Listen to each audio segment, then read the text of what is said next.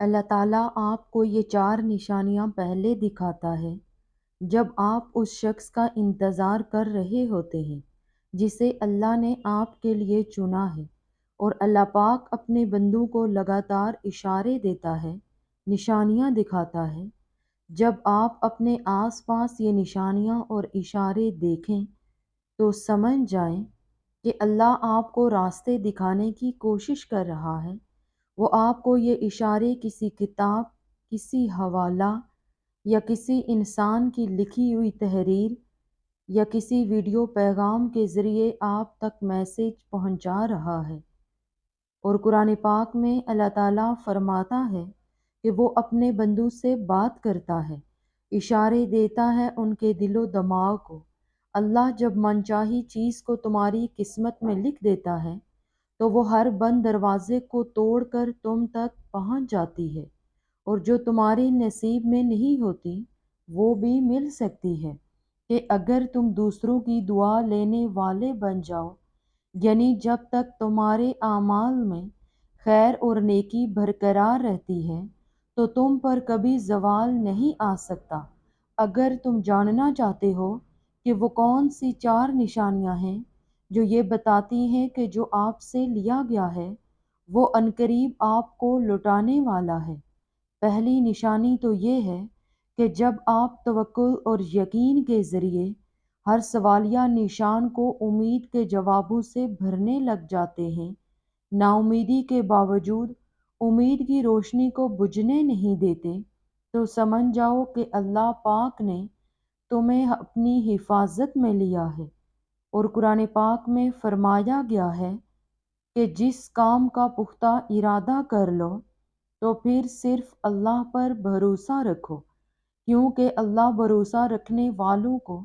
اپنا دوست رکھتا ہے۔ پھر اگر اللہ تمہارے دلوں میں کوئی بلائی دیکھتا ہے تو جو کچھ آپ سے لیا گیا ہے یا اس کے انتظار میں ہو تو یقیناً اللہ بہتر عطا فرمائے گا۔ یہ نشانی ہے جو بتاتی ہے کہ آپ سے لی گئی من پسند چیز واپس آنے والی ہے۔ اسی طرح دوسری نشانی جو تم محسوس کرتے ہو یا تمہارے دل میں یہ سوال بار بار آتا ہے کہ تم سے تمہاری من پسند چیز کیوں چھین لی گئی، لیکن تم اس دوران ظاہری حالات کو دیکھ کر غم زدہ ہونے کی بجائے حقیقت پسندی کے ساتھ اپنا کام کیے جاؤ، اور یہ سوچو کہ اللہ جس معاملے کو جتنا الجھا دیتا ہے اتنی ہی خوبصورتی سے سلجھانے کی طاقت رکھتا ہے، جس کے ایک اشارے پر ہر چیز بدل جایا کرتی ہے۔ اگر تم اس طرح سوچتے ہو تو نہ تمہیں کبھی کوئی غم ستائے گا اور نہ خوف قضا، کیونکہ تمہارا اللہ وہ ہے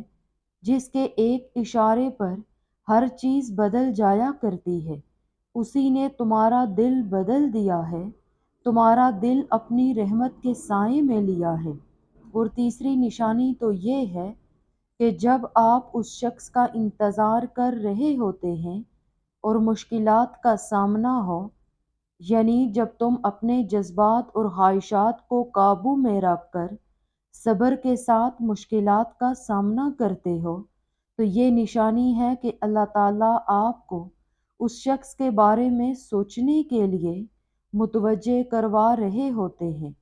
تاکہ آپ یہ سمجھ سکیں کہ یہ رشتہ آپ کی زندگی میں کتنا اہم ہے۔ اور قرآن پاک میں آتا ہے، اگر تم اللہ کے راستے پر چلو گے تو وہ تمہیں بہترین مقام پر پہنچائے گا جسے اس نے راستے نکال دیے۔ حضرت موسیٰ علیہ السلام کے لیے سمندر میں، ابراہیم علیہ السلام کے لیے آگ میں،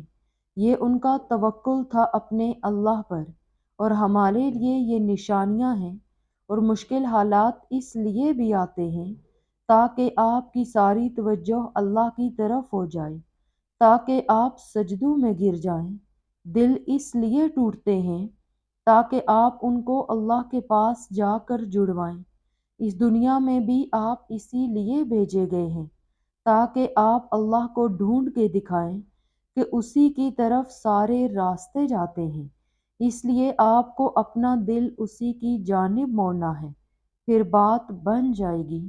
قرآن پاک کی یہ آیت اس بات کی دلیل ہے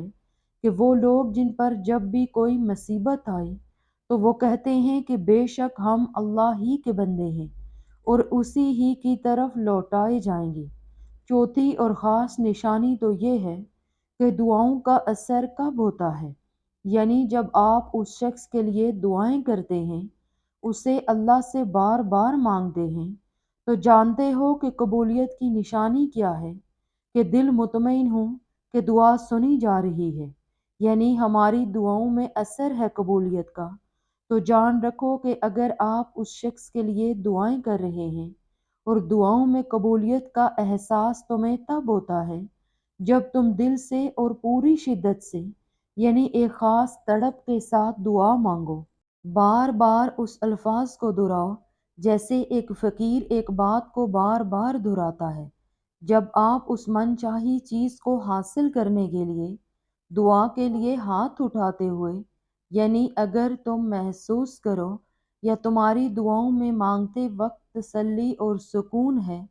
تو یہ نشانی ہے جو اللہ کی رضا کا احساس دلاتی ہے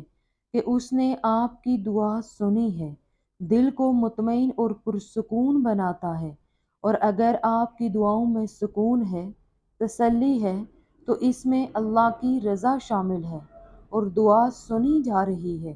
جب آپ اپنی دعاؤں میں اللہ کی خوشی اور اس کی رضا کی تلاش کرتے ہیں، نماز اور مسلسل دعاؤں کے ذریعے، تو ہمیں ایک عجیب سا سکون اور تسلی ملتی ہے۔ یہ سکون ہمیں یہ احساس دلاتا ہے کہ اللہ ہمارے ساتھ ہے اور ہر مشکل وقت میں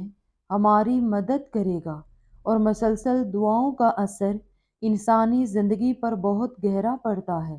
جب ہم اپنی دعاؤں میں اللہ سے اپنی ضروری چیزوں کی طلب کرتے ہیں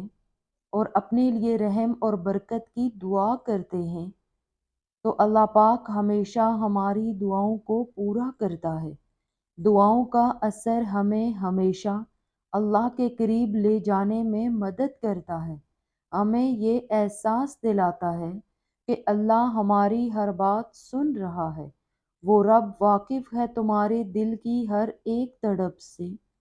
تمہاری مانگی گئی دعائیں، تمہارا انتظار سب ممکن ہو جائے گا، بند دروازے کھول دیے جائیں گے، راستے بن جائیں گے، تمہیں وہ سب مل جائے گا جس کی خواہش تم دل میں لیے بیٹھے ہو۔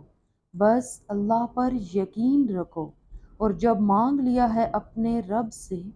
تو جو بتا دیا ہے اپنے دل کا ہر حال اسے، تو بے چین نہ ہو، اللہ جلد ہی مدد بھیجے گا اور سب آسان ہو جائے گا۔ تمہارا انتظار اللہ رائگان نہیں جانے دے گا۔